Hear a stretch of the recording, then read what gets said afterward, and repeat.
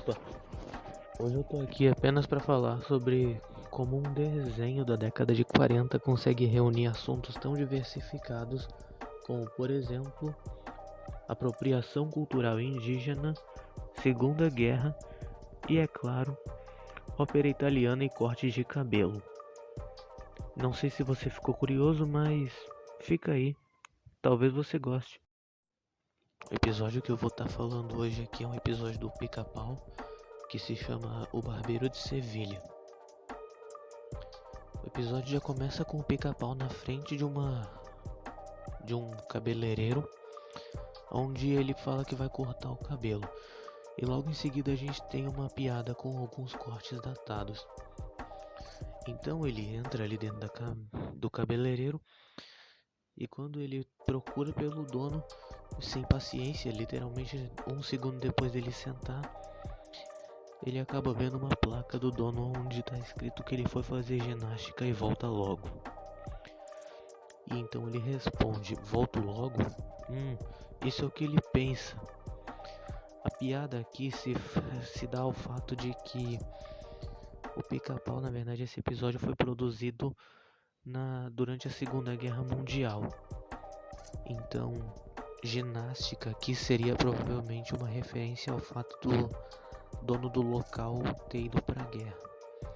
E o volto logo do Pica-Pau, bom, é obviamente uma referência a todos aos heróis de guerra que pensaram que iam voltar, mas acabaram morrendo mesmo. Sei, sádico. Então logo depois disso, o Pica-Pau ele fala que vai cortar o cabelo dele com os próprios dentes. Esse comentário do Pica-Pau pra mim é uma referência às animações da Disney que naquela época eram basicamente, eles tinham pássaros e quando os pássaros falavam mostrava que eles tinham dentes por trás do bico. E isso é bizarro. E então logo depois disso aparece um cara, um índio, o bom e velho estereótipo do índio, falando tudo errado e pausado. E ele pede pro Pica-Pau fazer um shampoo nele. Só que o que acontece é que o Pica-Pau pega aquela coroa de penas, eu não vou me lembrar o nome, e transforma aquilo numa peteca. E então logo depois disso o Pica-Pau ele dá um golpe no cara e ele para, ironicamente, como se fosse uma estátua, numa loja do outro lado da rua onde vende cigarros indígenas. O que provavelmente seria uma referência à época da colonização e fala sobre como muitos escravos eram obrigados a comercializar a própria cultura, mesmo que contra isso, diminuindo cada vez mais o valor da cultura e fazendo com que os americanos, que na verdade nem são naturais, pegassem tudo pra eles. Adiantando um pouquinho no episódio do Pica-Pau, a gente pode ver uma coisa bem interessante quando um cara aparece lá pra cortar o cabelo.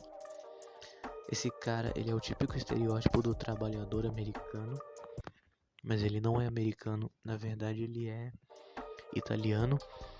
E isso fica bem claro quando em inglês ele chega pro Pica-Pau achando que é o dono e fala I want you for to give me holy works Figaro, que em uma tradução livre seria como você ir no barbeiro e pedir o serviço completo, enquanto que se você traduzir literalmente fica algo como eu quero que você me dê todos os trabalhos. E basicamente o duplo sentido e a referência dessa cena aqui é até que óbvia. Quando os americanos soldados acabaram por falecer e veio a crise nos Estados Unidos, muitos imigrantes acabaram viajando para os Estados Unidos, onde eles acabaram ficando por lá para trabalhar e viver o grande sonho americano. E é aqui que tá. O Pica-Pau ele simplesmente começa a tentar matar o cara, enquanto finge que vai cortar o cabelo dele numa cena musical que é mais bem fluida do que qualquer coisa.